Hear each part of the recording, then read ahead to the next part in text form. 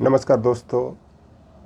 आजकल विश्व में चर्चा जो अमेरिका इसराइल वर्सेस ईरान के बीच जो युद्ध छिड़ा और युद्ध विराम के बाद पुनः युद्ध होने की संभावना है, जिसके कारण भारत में जो अर्थव्यवस्था को नुकसान पहुंचा है और ऐसा माना जा रहा है कि भारत के साथ साथ पूरे विश्व में महंगाई बढ़ेगी, आर्थिक मंदी आने की संभावना है।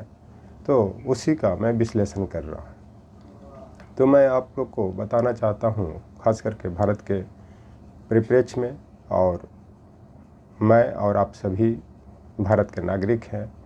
तो भारत में जो परिस्थिति उत्पन्न हुई, उसका प्रमुख कारण मानवीय आपदा प्रबंधन को माना जा सकता है, क्योंकि देश के बड़े बड़े लीडर, संवैधानिक और वैधानिक पद पर बैठे हुए मंत्री और नौकरशाह इस दशक के सबसे बड़ा आपदा बताने की कोशिश कर रहे हैं और अपने स्तर से खास करके अमेरिका, इसराइल और ईरान को दोषी ठहरा रहे हैं।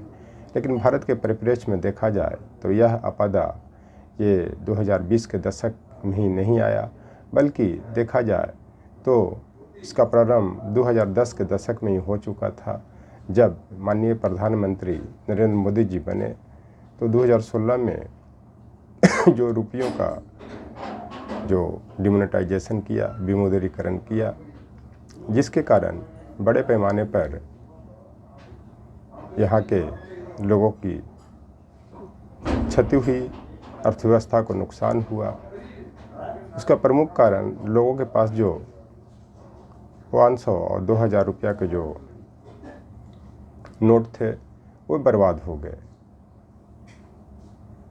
इसका एक पहलू यह भी है कि इसके कारण जो भारत की जो अर्थव्यवस्था था, जो खास करके गरीब तबके के लोगों का वो बर्बाद हो गया, क्योंकि वो न व्यापार करने लायक रहे, न रोजी रोजगार मिला, क्योंकि उनका रुपया ही जो बड़े पैमाने पर उनका जमा पूंजी था, पूरा जीवन का जो कमाई था, वो ख़त्म हो गया।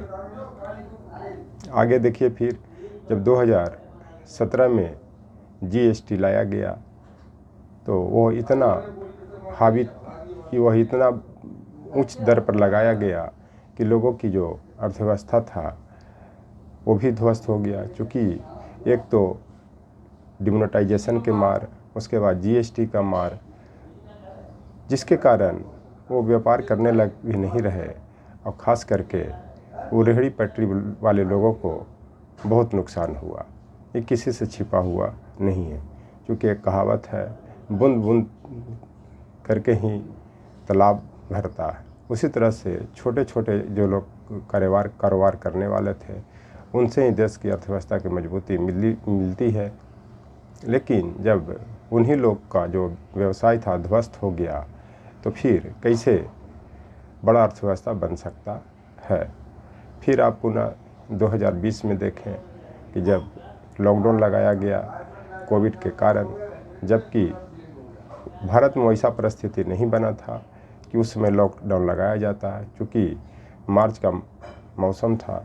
अब मार्च के मौसम में गर्मी प्रारंभ हो जाती है, और यह जो वायरस था वो गर्मी के मौसम लायक नहीं था।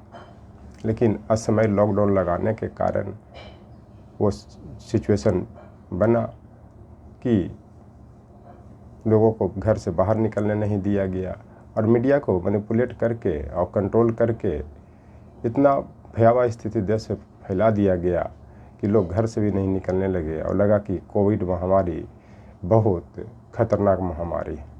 हालांकि जो सेकंड फेज में इन्होंने ओड इवन करके जो दुकान को खुलवाया और जो व्यवस्था किया, उससे अर्थव्यवस्था को कुछ स्थिति ठीक हुई। अगर वही सिचुएशन लॉकडाउन के पहले फेज 2020 में अपनाया जाता तो इतना अर्थव्यवस्था को नुकसान नहीं होता। इस संदर्भ में कबीर दास का एक दोहा भी है कि संतो धोखा कासु कहियो, गुण में निर्गुण, निर्गुण में गुण। बाट छाड़ी क्यों बहिए। इसका मतलब यह होता है, कबीरदास जी कह रहे हैं कि संतों धोखा में पड़ने की ज़रूरत नहीं है, क्योंकि यहाँ सद्गुण और निर्गुण सब एक ही है और कोई दूसरा राह चुनने की आवश्यकता नहीं है, क्योंकि परमात्मा को पाने का एक ही रास्ता है, वो सच्चाई है। इस संदर्भ में इस दोहा का अर्थ देखा जाए तो यहाँ पे संतों का अर्थ देश की जनता से है कि देश की जनता से मैं आग्रह कर रहा हूँ कि धोखा में पड़ने की ज़रूरत नहीं है, क्योंकि जो लोग मंदिर मस्जिद के चक्कर में उलझे हुए हैं, चाहे वो हुमायूं कबीर हो जिन्होंने बंगाल में बाबरी मस्जिद का जो नींव रखा, या हिंदू धर्म के लोग हों, उनसे मैं आग्रह करता हूँ कि यहाँ सगुण निर्गुण उलझने की ज़रूरत नहीं है। पहले देश के बचाने की ज़रूरत है और कोई दूसरा राह चुनने की ज़रूरत नहीं है, बशर्ते कि सत्य की राह चुनने की ज़रूरत है। इसलिए कहा जाता है सत्यमेव जयते, अर्थात हमेशा सत्य का ही विजय होता है। और सत्य यह है कि सच्चाई के मार्ग पे चले, ये किसी के धोखे में मत पड़े, अपने अपने काम पर फोकस रखे, मीडिया के मैनिपुलेशन पर मत बढ़े कि जिस तरह से उसने मैनिपुलेट करके लॉकडाउन लगवा करके पूरे देश की अर्थव्यवस्था को ध्वस्त कर दिया था। इसलिए एक और कहावत है कि भूखे पेट भजन होई न गोपाला। इसका मतलब ये होता है कि भूखे पेट भगवान का भी भजन नहीं होता है। जो भगवान के चक्कर में उलझे हुए हैं उनसे मैं आग्रह करता हूँ कि देश को बचाने की ज़रूरत है, देश की अर्थव्यवस्था को बचाने की ज़रूरत है। तो इसके लिए एक ही उपाय है कि बहकावे में नहीं आए, धोखा में नहीं पड़े, अपने अपने काम पे फोकस रहें और देश की अर्थव्यवस्था को मजबूत करें। क्योंकि जो आज के परिप्रेक्ष्य में जो प्रधानमंत्री जी कह रहे हैं कि ये सदी का बहुत बड़ा आपदा है, लेकिन इसमें उनको यह भी जोड़ना चाहिए कि यह सदी का सबसे बड़ा मानवीय आपदा है, क्योंकि इस आपदा को कोई भगवान ने नहीं, प्राकृतिक घटनाओं ने नहीं, जैसे भूकंप, बाढ़, अकाल ने नहीं, बशर्ते मानव के कारण ही, मानव के गतिविधियों, उनके कृतियों के कारण यह आपदा आया है।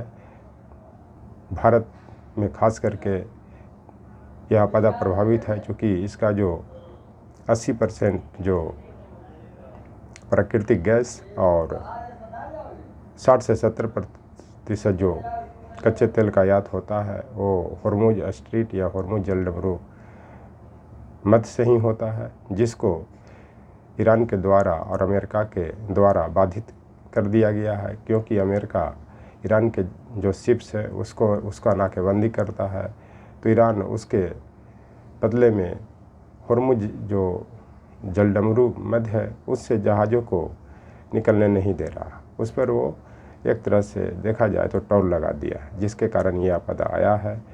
तो इस चलते मैं देशवासियों से आग्रह करता हूँ और ख़ास करके पढ़े लिखे बुद्धिजीवी वर्ग से, यह बहुत ही विकट समय है और सोचने की समय है कि इस आपदा से कैसे निकला जाए।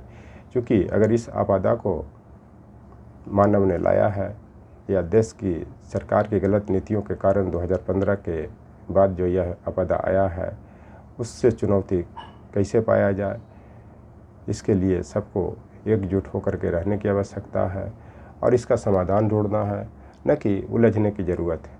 इस चलते जो कबीरदास का दोहा मैंने कहा और जो मलुकदास का जो मैंने 2 लाइन सुनाया वो सही साबित होता है। तो इस चलते देखा जाए तो भारत में यह जो आपदा आया है वो मानवीय आपदा है, न कि प्राकृतिक आपदा है। थैंक्स।